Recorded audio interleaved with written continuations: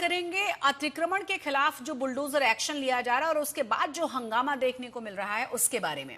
आज आरे इलाके में सरकारी जमीन पर अतिक्रमण करके बनाई गई एक दरगाह को प्रशासन ने जमींदोज कर दिया। हैरानी की बात यह रही कि इसे 2 बार अतिक्रमण करने की वजह से गिराया जा चुका था, लेकिन जमीन माफिया के हौसले कितने बुलंद हैं। उसे ऐसे समझिए कि आरे पुलिस स्टेशन से महज 400 मीटर की दूरी पर तीसरी बार दरगाह की आड़ में अवैध निर्माण किया गया था।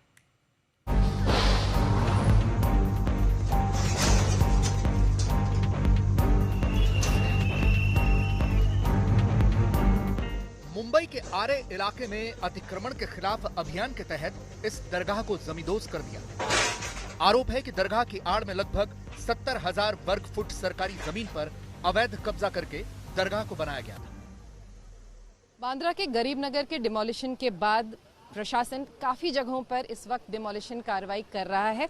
बरसात के ठीक शुरू होने के पहले ये कार्रवाई सारी अंजाम दी जा रही है। इस वक्त हम हैं आरे के इलाके में। आरे जो एक सबब मुंबई का सबब है और यहाँ पर आप देख लीजिए जिस तरीके से एक दरगाह बना हुआ था, काफ़ी बरसों से ये दरगाह यहाँ पर था और उसको डिमोलिश करने की ये फिलहाल कार्रवाई चल रही है।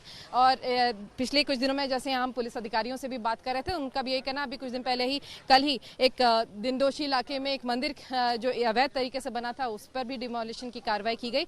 वहीं ये दरगाह पिछले कई दशकों से दरअसल था, लेकिन जो पुलिस का कहना है, जो आरे प्रशासन है उसका कहना है कि ये सारी सरकारी जमीन है और उस पर अवैध तरीके से ये बना हुआ था और इसी वजह से ये तोड़ा कार्रवाई की गई है।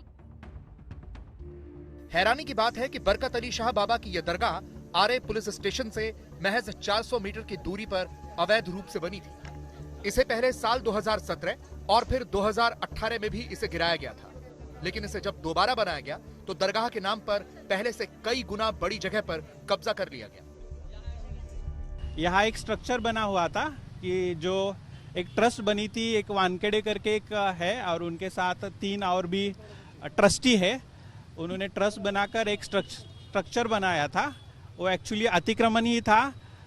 तो उन्होंने डॉक्यूमेंट्स पूरे वेरीफाई कर दिए, उनको नोटिस भी दे दी थी, सफिशिएंट उनको टाइम दिया था। उसके बाद भी उन्होंने वो डिमोलिश नहीं किया, निकाल कर नहीं गए, इसलिए पुलिस को बंदोबस्त मांगा था और वहाँ पर हमने बंदोबस्त दिया है और डिमोलिशन की कार्रवाई अभी चल रही, खत्म होगी। यहाँ कोई भी प्रॉब्लम नहीं है। शासकीय वसाहत पर अतिक्रमण किया हुआ था कि जिन लोगों ने किया हुआ था उन लोगों की वो जगह नहीं थी, तो वो ताबे में जगह ले रही है। क्या ये कोई धार्मिक स्ट्रक्चर है? लॉ एंड ऑर्डर रिलेटेड कोई इशू।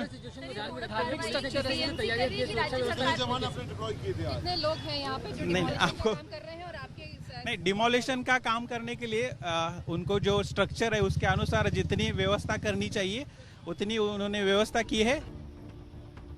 आरे महाराष्ट्र सरकार का एक डेयरी विकास प्रोजेक्ट है जहां भैंसों के कई तबेले और घास के मैदान मौजूद हैं।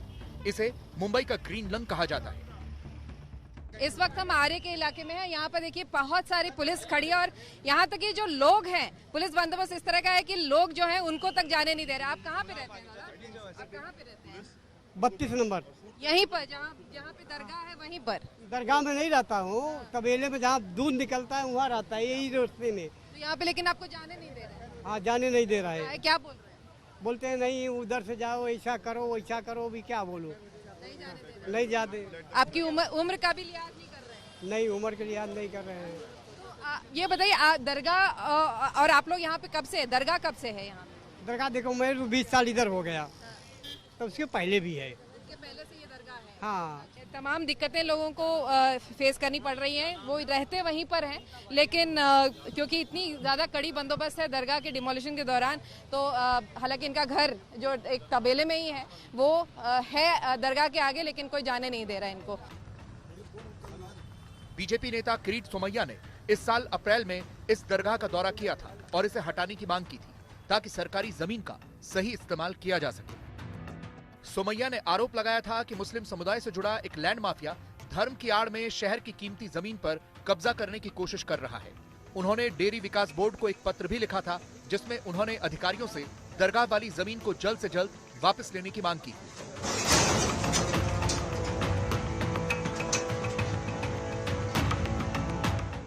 आरए प्रशासन ने दरगाह से जुड़े लोगों को नोटिस जारी किया था और इसके ट्रस्टियों को दरगाह की वैधता साबित करने के लिए कुछ समय दिया था।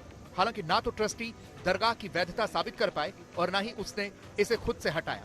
इसीलिए आरए प्रशासन को कार्रवाई करनी पड़ी।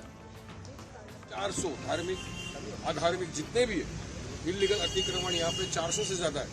आप अगर वाकई के अंदर कायदे कानून का मानना तो 400। इस मामले में सियासत भी तेज हो गई है। एआईएमआईएम नेता वारिस पठान बुलडोजर एक्शन के दौरान मौके पर पहुंचे। उन्होंने पुलिस से कार्रवाई रोकने की मांग की।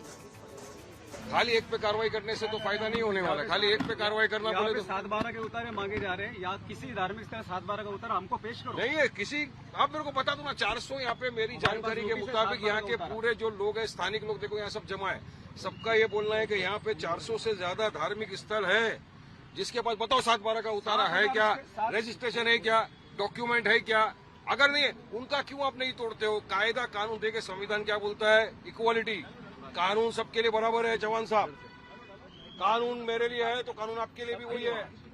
लेकिन आप कानून के ऊपर जाके खाली मुसलमान के धार्मिक स्थल को तोड़ेंगे। एक 70 साल से ज्यादा की दरगाह थी, बोलो 70 साल पुरानी दरगाह आप लोग ने तोड़ दिया। पिछली मर्तबा आरए के सीईओ ने हमको बोला था कि ठीक है, आश्वासन है, कुछ नहीं करेंगे।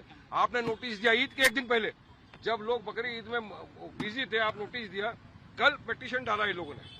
आज बोलता हियरिंग के लिए रखने वाले थे 2 बजे, आपने आके सुबह में ये तोड़ दिया। अब ये धांधली दादागिरी जुल्म नहीं है तो बताओ क्या? अरे पावर का मिसयूज है ये सर। जेसीबी एक्शन के दौरान दंगा नियंत्रण पुलिस के जवान भी मोर्चे पर तैनात रहे, जिससे किसी तरह की हिंसा या पथराव जैसी घटना न हो।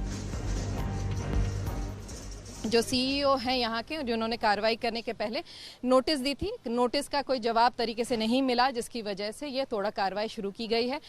सवेरे से हमने देखा कि दरगाह को तोड़ने के लिए बड़ी बड़ी जेसीबी से लेके बड़ी बड़ी मशीनें का इस्तेमाल करते हुए काफ़ी एकदम नेस्तनाबूद कर दिया गया है इस वक्त। और फिलहाल ये जो तोड़ा कार्रवाई है उसमें, ताकि किसी तरह की लॉ एंड ऑर्डर प्रॉब्लम ना हो, इसके अलावा तो मुंबई पुलिस के अलावा यहाँ पे राइट कंट्रोल पुलिस बड़ी तादाद में फिलहाल उनको तैनात किया गया है। कोशिश इनकी यही है कि कोई भी बाहर से न आए, किसी तरह की अनटूवर्ड इंसिडेंट ना हो। जिस तरह से स्टोन पेल्टिंग हमने देखा था गरीब नगर इलाके में हुआ था, वैसी इस तरह की कार्रवाई के दौरान यहाँ पर ना हो किसी तरह का लॉ एंड ऑर्डर प्रॉब्लम, तो इसकी वजह से तैनात किया गया है।